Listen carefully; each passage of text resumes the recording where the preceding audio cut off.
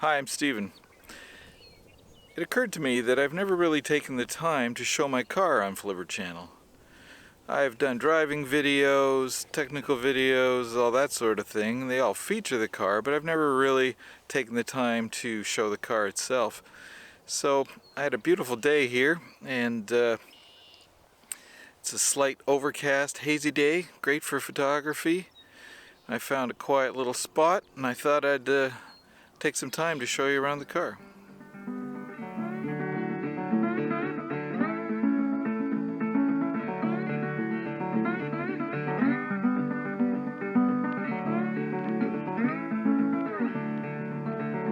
Well, here she is. It's a 1926 Model T Runabout. This is a USA car made at the Rouge plant in Detroit.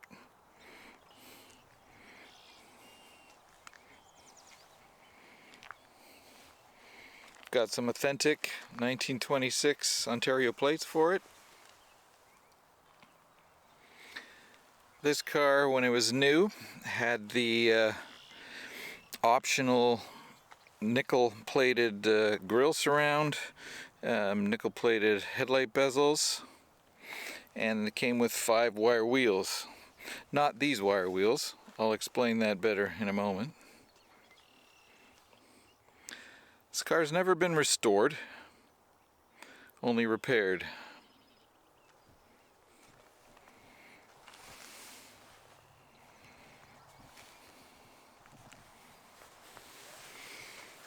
Got a little plate topper there that I made. Front suspension's all original. No front brakes, which is typical for Model T.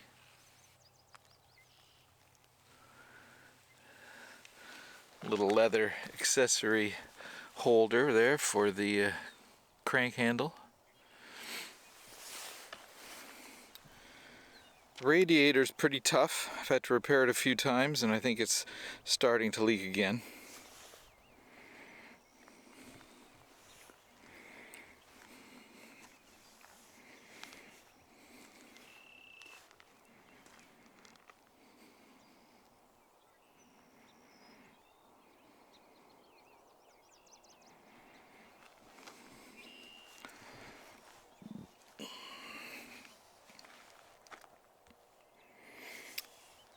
Here are some aftermarket modern steps, popular accessory.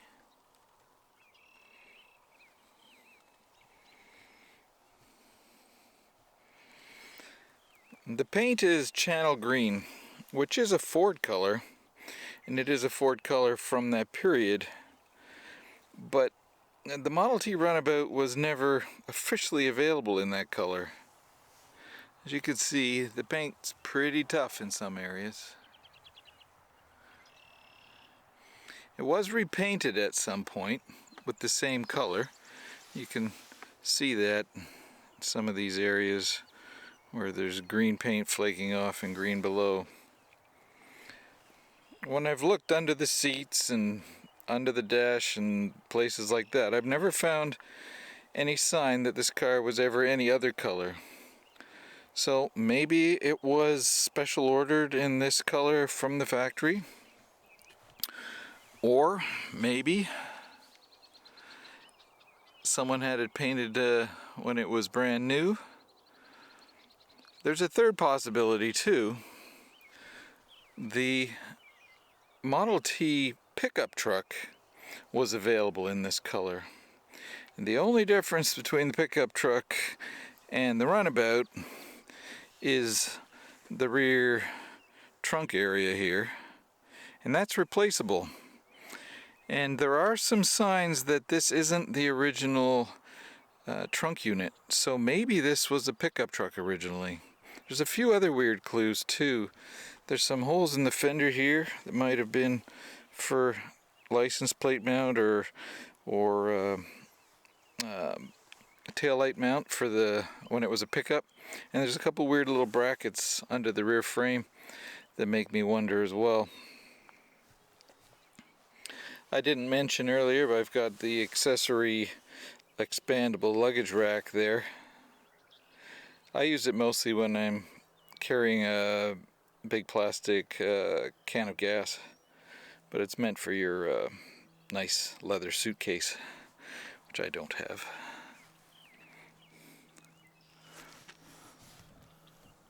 So here at the back you'll see the double spare that I've mounted. That is not stock. I just thought it looked kind of neat. I had enough wheels and it gives me some redundancy on my longer drives. It has an accessory brake light.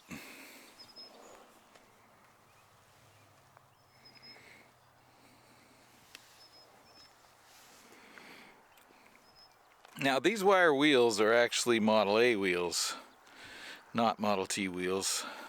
I do have a set of Model T wheels. You'll see them in my other videos. They're green, same color as the car pretty much. I've got another whole video I'm working on explaining why I have installed these freshly restored Model A 19-inch wire wheels. So I'm not going to get into that here.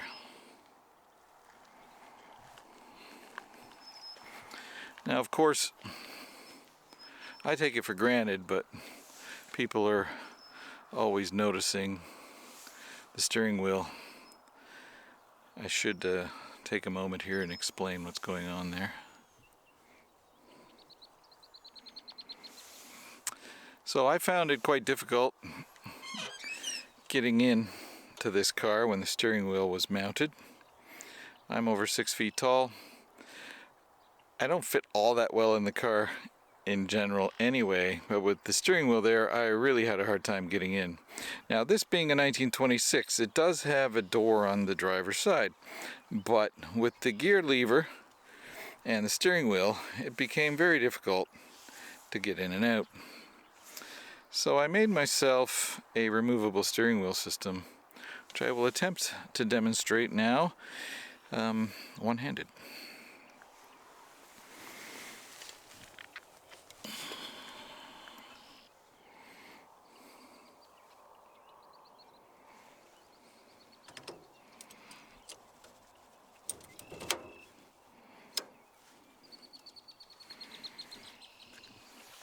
So that just makes it really easy to get in and out.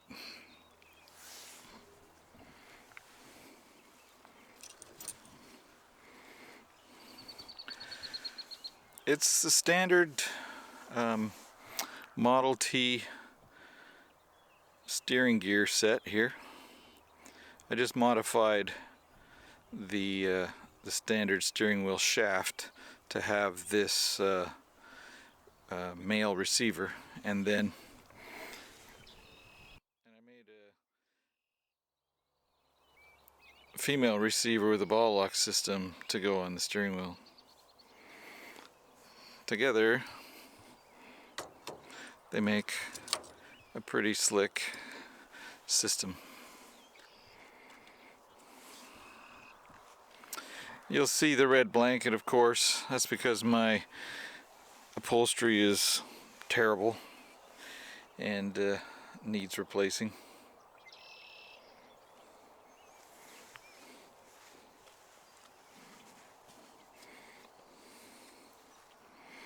The top is good. I don't think I'll put it up here in this video, but it's was replaced fairly recently and it's in good condition. It's not too hard to put up and down, but it's a bit tricky to do with one hand, I would think. You'll just see my camera bag sitting there on the passenger seat, and another bag I've got on the back ledge. The interior otherwise is pretty standard. We've got our wooden floorboards, 3 pedals.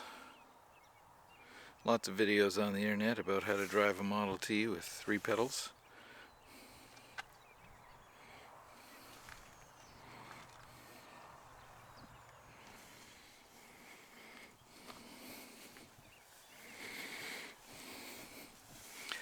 Now I'm standing down in the ditch, so you can get a nice look at the car from this angle.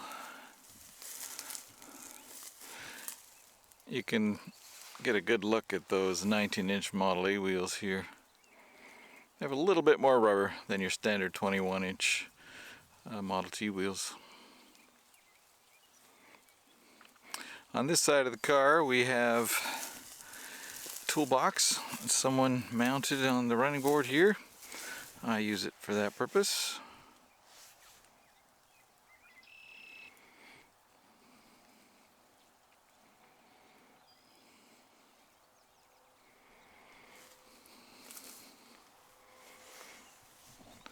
Let's take a look at the instrument cluster.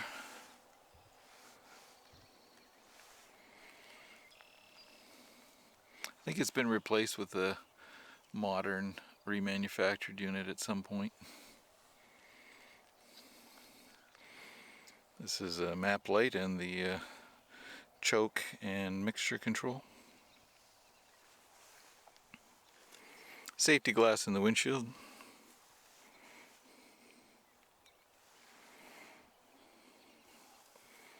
Let's take a look under the hood.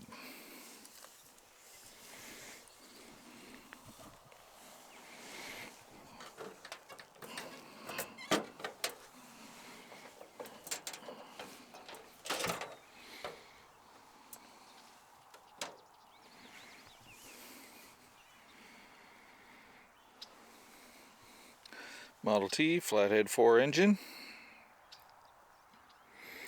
I'm still using the mechanical cutouts on the DC generator. The whole car is still 6 volts as original.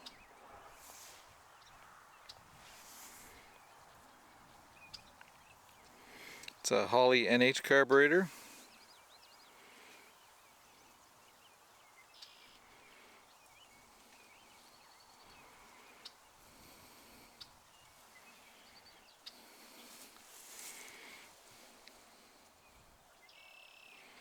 Modern rubber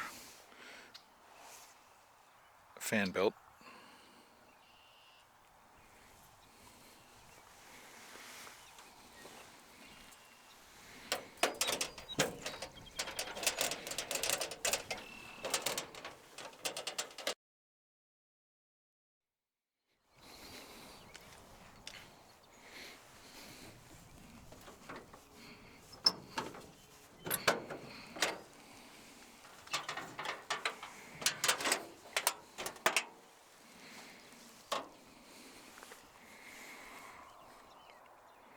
Here's the ignition coil box.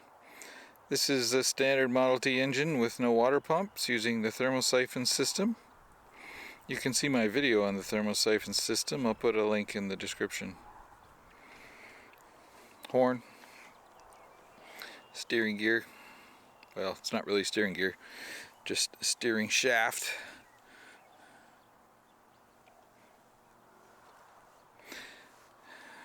You can see how many times the radiator's been repaired. Many. I think there's almost more solder than there is brass. I did put some fuses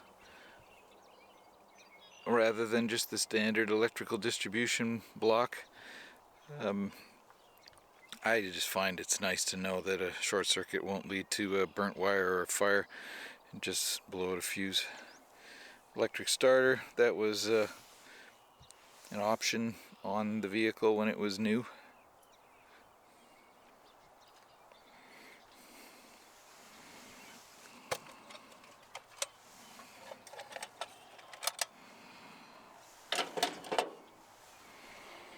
Wooden coils, one for each cylinder. These are nice original Ford coil boxes that I've restored and rebuilt and repaired.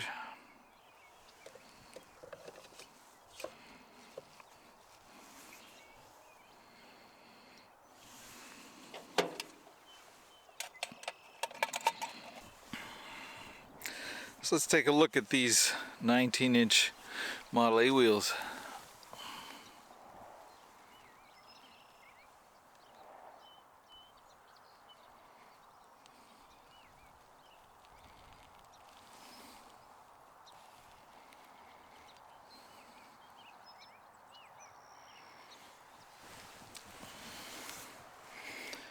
Yes, I don't have hubcaps for those yet. I need to get some.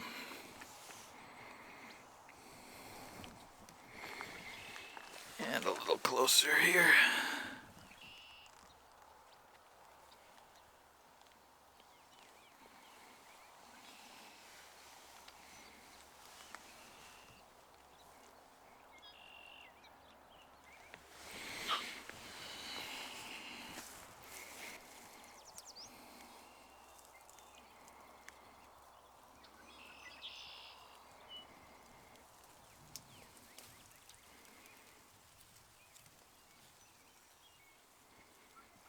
And there you have it, a little walk around of my 1926 Model T as featured here on Flivver Channel. If you have any questions about the car, feel free to make comments below. I'll be happy to answer them.